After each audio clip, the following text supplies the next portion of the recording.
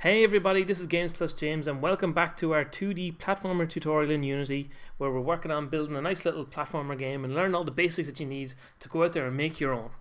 So if we look at our game here in action, we move side to side a little bit, it really just looks like our player character is just kind of gliding along the ground. Doesn't look very good. So what we need to do is start adding some animation to him to make him a bit more interesting, a bit more exciting, and get some action going on here in the game. So how do we go about adding animation? Let's start it this way. So the first thing I want to do is stop playing this game here. What we're going to do is open a couple of extra windows here. There's animation and also animate or. So see, this one appeared down here, this one appeared up here in the timeline, or attached to this one. So what we want to do is kind of dock these so they're out of our way. So if we grab the name of animation, pop it online with the game here, and do the same here with animator to bring both these down, so then we can still see our main system going on here. And adding animations to characters is actually relatively simple in Unity. So what we want to do first is we click on the player like this, and that activates this window here. And we literally, this big empty box here with the two little arrows beside it, click on that and then create new clip. So what we want to do is navigate through the folders here. We'll actually just add an extra folder, new folder, animations, enter, eventually it'll load, go into there, and so this first animation will be our idle animation for the player. So we'll hit that, and then we'll create another animation for, we'll have to navigate to the same place again, and this one will be our walking animation. And we'll also create, no, we'll stick with those two for the moment. We'll just take care of the easy bits. So we have in our little art file here, we have a few little images of the player in action, but so far we've only created an object out of one of them basically. So what we're going to do to add the other two bits is we're going to click on Sprite Editor here, and see we have this first one highlighted. What we're going to do is zoom in and right click to drag up to here, and then we're just going to left click and drag a box around this other one. And you want to make sure not to click on the handles of the other thing. So if you just click inside of it, and then once the box is created, just drag it down so it's the same size again. We want this to be in the middle of those two hands. So that's one. We'll do the same here, create another one. Exact same height and size. It's just helpful to keep everything the same size. So we need to rename these things because we don't want that big long string of text there. So what's this one? This is just called player. So we'll just call this player underscore walking underscore one, and we just copy that text, go into the second one, paste that, and replace the one with a 2. So there we go. There we got that thing there, and we hit apply up here, and then bam, if we hit this little arrow, now we've got extra little bits here. So now we want to start adding our animations to the player. So if we go back to here and click on the box that was empty before, we want to go back to the idle animation. We want to make this this animation is just going to be him standing there. That's all it's going to be. It's nice and simple. So we'll grab this one where he's just standing, drag it onto this line here, and then that's it. That's all you have to do, because there's no animation involved in him at all, so we don't have to worry about sorting that thing out. And then we're going to switch to our walking animation, and this one's a little bit more different. So what we want to do is, if you move your mouse over this area and use the scroll wheel to scroll up until you get these little thin lines between 0 and 0.5 there. And what we'll do is, the walk cycle will be like him standing there like that, then the next frame is him with his arm up, then back to the same position and him with his other arm up. So it's nice and simple. So we just drag the first one over here, go to there, then the second one, we'll drag it so that this little diamond appears after the blue diamond, and then look, we've got an extra thing there. Then we'll take the first one again, pop it there, and then the last one, and pop it there. So now we've got a short little animation, and we can test how the animation looks. We'll just zoom in on this and right click again to drag it. Zoom in. When this little red button here is active, that means that any animations you play will play here in the scene view, or also in the game view I think, but we're only worried about the scene view for now. So what we'll do is we'll hit play, and oh, he's freaking out. That's going way too fast. We don't want his arms going crazy like that. So we go to the sample speed here, and it's at 60 frames a second at the moment. So we'll bring that down. Let's try say 20 frames a second. So hit play again. His arms are still going too fast, but they're not as bad. Actually, this little yellow block is kind of annoying. No, we'll just stop this.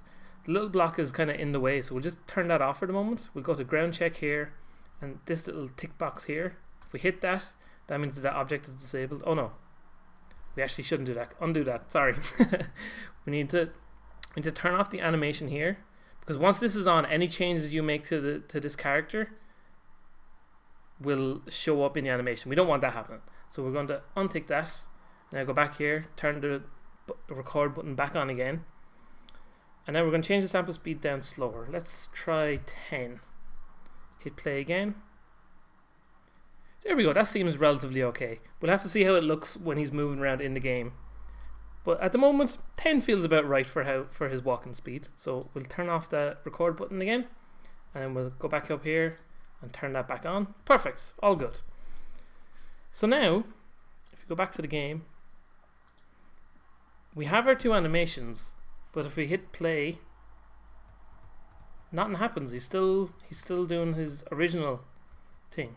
So what we have to do here is we have to set this up in a script to be able to have any effect on the player. So what we're going to do is we're going to open up our player controller script again. Let's just double click on that to open it. Okay, and once that's open, what we're going to do is we're going to add an animator to the player. So if we go back into the main thing here actually, and we click on player again, when we added an animation in here, what that did, it automatically on the player, it automatically created an animator, which controls like which frames, which animations are active at any set time. So what we want to do is go back to here, and we're going to create a private animator, and we're going to call it anim. And what that does, it'll enable us to control the component that's already on the character when we add the component that already exists. So it creates an empty animator on the object, or on the in this script, and then what we do is we go anim equals get component, and then sharp bracket animator, and then close that bracket, and then little curly brackets, or sorry, normal brackets. And what that'll do, that will get the component that we already have on the player, and that'll assign it to this script here.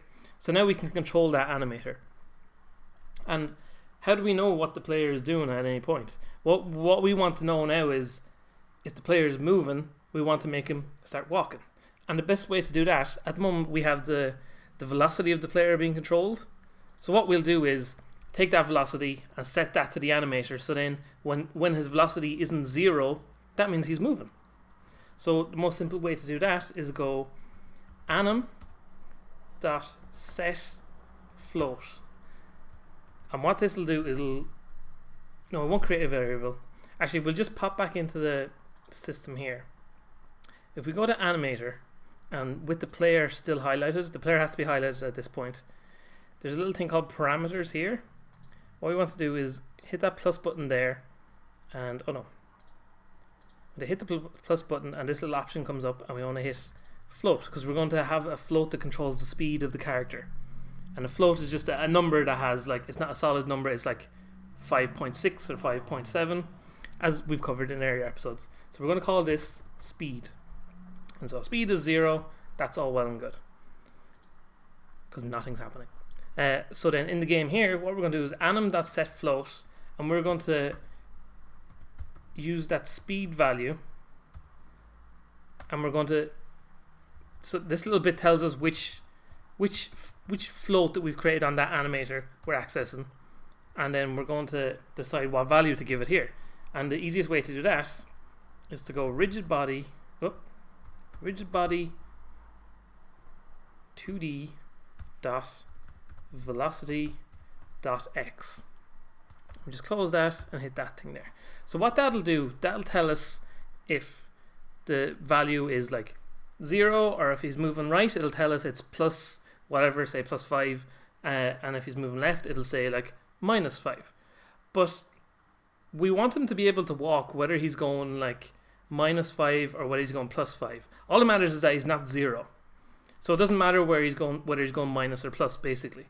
So what we can do is just like, rather than creating other problems of having to go like less than 0 or greater than 0, whichever way it wants to go, what you can do is just go matf dot abs, and what that does is that returns a value that is like, it just doesn't have a minus on it. So if it's -5, it makes it 5.